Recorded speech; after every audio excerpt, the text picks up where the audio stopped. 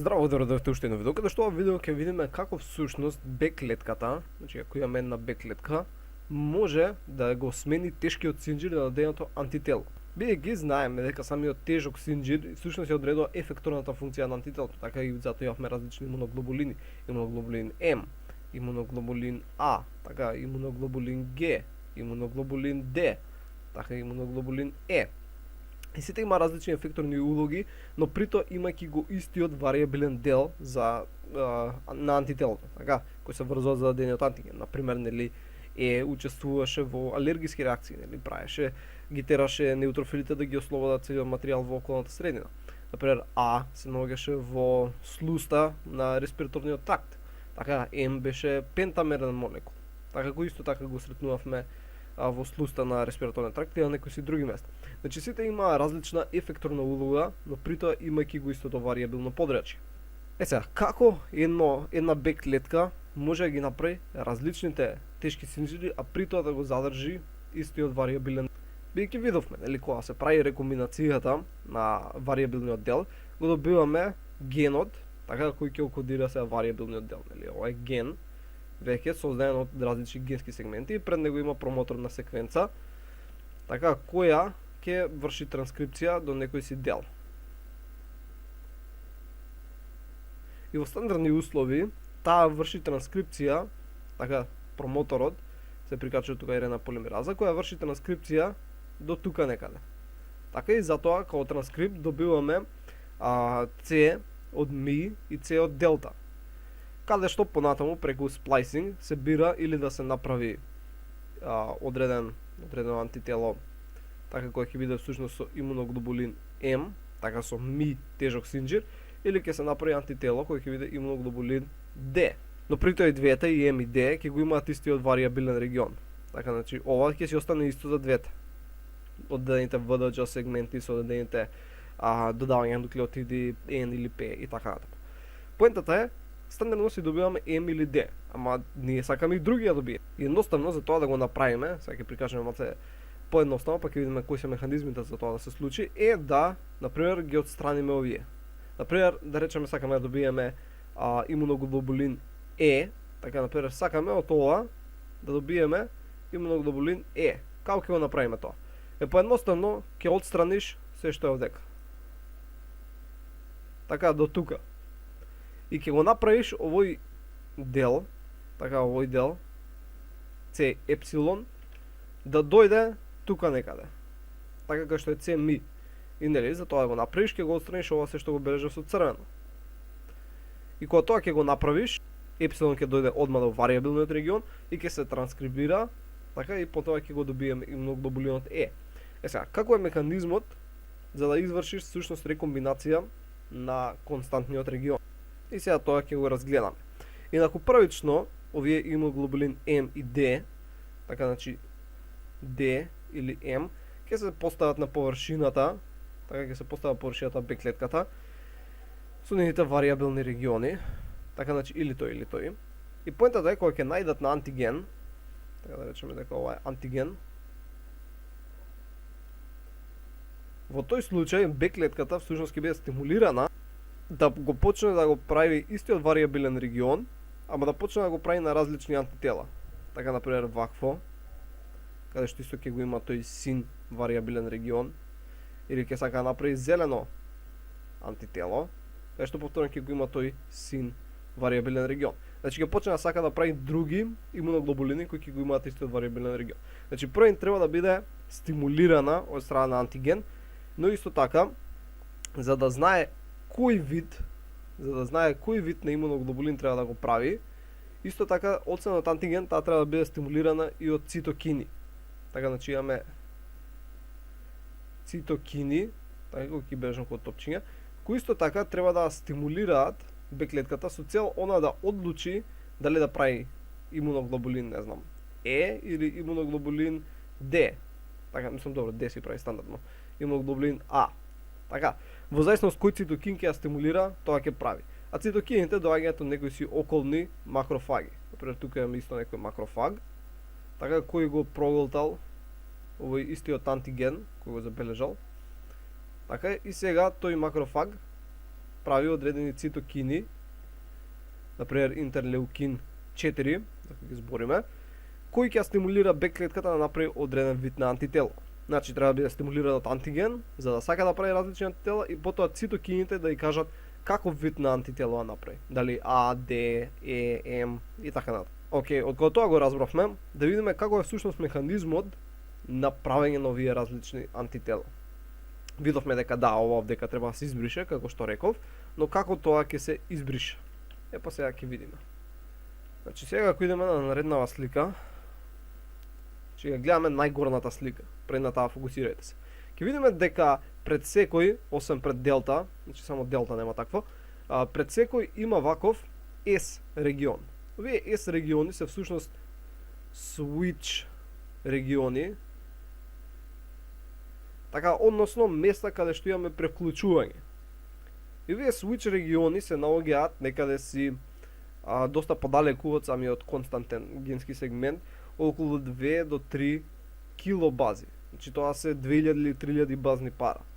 Значи овие switch региони се наоѓаат апстрим од нив и главно се состојат од повторувачки секвенции на Г, А, Г, Ц, Т, исто така Т, Г, Г, Г, Г. Значи повторувачки секвенции и со тоа се карактеризираат овие switch региони. И повторно напоменувам дека пред делта нема таков. И затоа при првото транскрибирање, при првото правење на имуноглобулини се прават и ми и делта. Односно и М и Д имуноглобулини. Сега, користењето на овие switch региони со цел да се направат различни имуноглобулини е процес кој се нарекува class switching. Односно менување класи или се преведува како превклучување.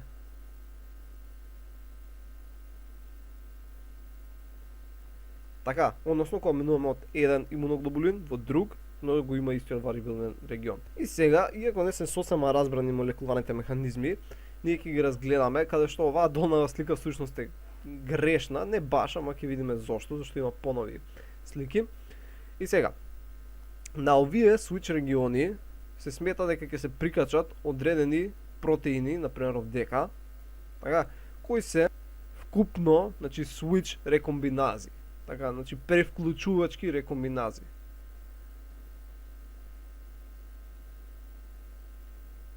Значи switch рекомбинази, тоа се група протеини, не се сите познати, кои се стимулирани да се поврзат на одреден switch регион од страна на цитокините. Така, значи цитокините, например, цитокини ги стимулираат овие switch рекомбинатни протеини да се врзат на одреден switch регион. И интересно е, например, само еден пример ќе посочиме, дека интерлеукин 4 ја тера клетката да превклучи првинот ми, или бидејќи започнува како ми, да иде значи од ми да иде во со гама, поточно гама 1, па потоа да се превклучи на епсилон. Така, значи ќе направи имуноглобулин М, имуноглобулин Г1, па имуноглобулин Е. Така, со истиот вариабилен регион, бидејќи го минуваме само константно подрачје. Значи, тоа е интересно. Значи, интерлеукин 4 ќе направи понатаму имуноглобулин Г, поради гама тешкиот синчер, имуноглобулин Е. Исто, нормално знаеме дека постојат други цитокини, други интерлеукини, кои ќе ги натерат овие switch рекомбинатни протеини да се врзат за друг switch регион. Сега, најдено е дека за да функционираат овие switch рекомбинатни протеини, односно за да го извршат изменувањето, првин треба да реагира еден друг протеин на нивното место. Така, например, овдека треба првин да реагира еден AID протеин, значи А и Д, каде што всушност тоа е кратенка за активацијски индуцирана цитидин деаминаза. Каде што е откриено не дека само дека е клучен овој протеин, односно ензим за менувањето класи, него исто е важен за соматска хипермутација.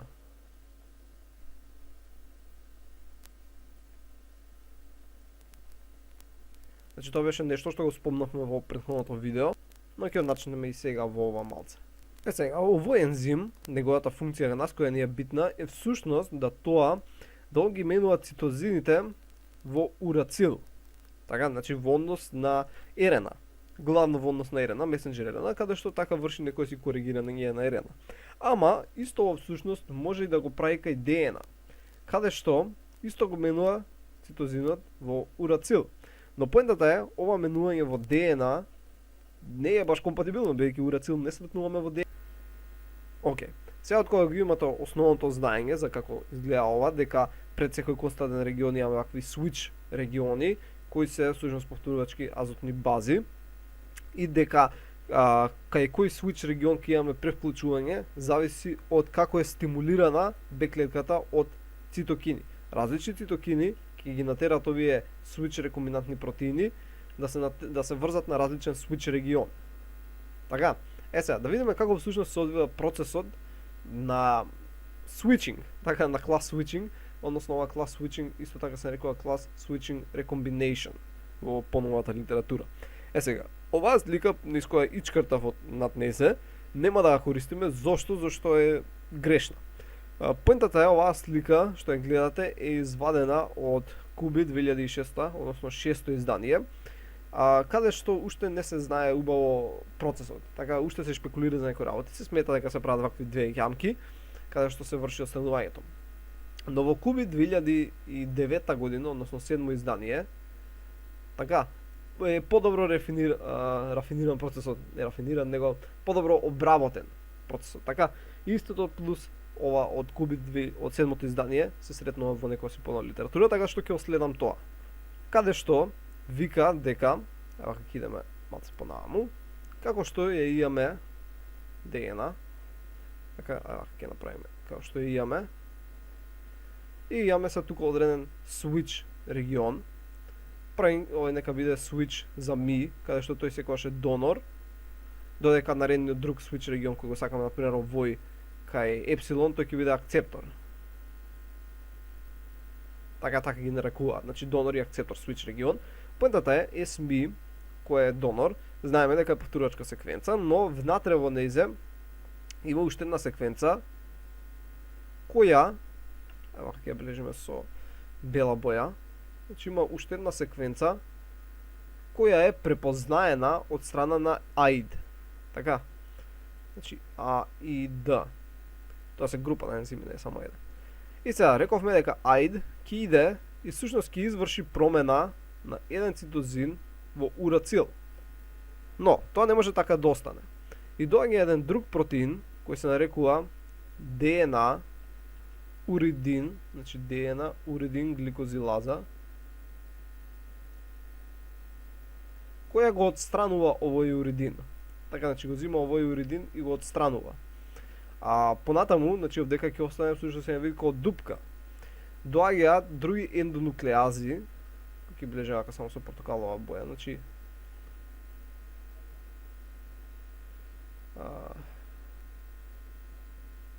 каде што тие ендонуклеази всушност вршат рандом, ева како само ќе бележиме со една стрелка, вршат рандом сецнувања само на едната верига. Така, значи сецнуваат само на едната верига, прават никс. И понатаму доаѓаат репарацијски ензими, ќе бележиме со ваква боја, доаѓаат репарацијски ензими кои што пробуваат да го решат проблемот, но они всушност за да го решат мора да направат double strand break. Така и всушност ги сечат двете вериги. Така, значи овие репарацијски ензими пробуваат да го средат проблемот, а всушност прават double strand break. Сега, од кога тоа се направило, ова нормално се случува и кај донорот и кај акцепторот, имаме отсекување. Така, имаме double strand break, кој дека е бележано. Имаме double strand break.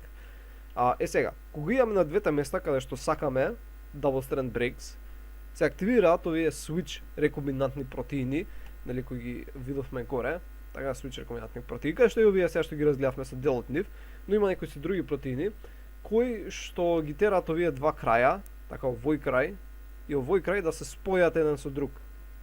И при тоа што се образува е ваква јамка од целиот овој измеѓу регион. Така, се образува таква јамка, а овие другите делови се доаѓаат споени. И сега гледаме дека го имаме варијабилниот регион одма до месенџерот. И ова кој ќе се транскрибира, така, ова кој ќе се направи транскриптот ова, па транслација, ќе се добие имуноглобулин Е. Сега, кога ќе се направи едно class switching, тоа не мора да значи дека е крајот, може да се направат понатамошни уште клас switching, само што не може да се враќаш назад. Така, например, веќе сме го отстраниле овој дел, нормално повторно не можеме да правиме гама имуноглобулин. Ама ние повторно можеме да го отстраниме епсилон. И сега да правиме алфа, односно правиме имуноглобулин А. Така, значи едно клас switching recombination не мора да значи дека е крајот, може да имаме понатамошни, но нормално не може да се враќаш назад. Ако едно отстраниш, повторно нема назад. И овдека се имам уште една слика кај што ни го покажува релативно истиот процес, само што некако другше маркиран, но окей. Значи се прави double strand break, и кога ќе се направи double strand break, така се прави double strand break, и понатаму дали се прави се приближуваат тие два дела и тоа другото се излегува како круг и потоа се прави месенџер RNA, само што овдека го избрале алфа, не го избрале епсилон, не го избрале алфа и ќе се добие имуноглобулин А. Така.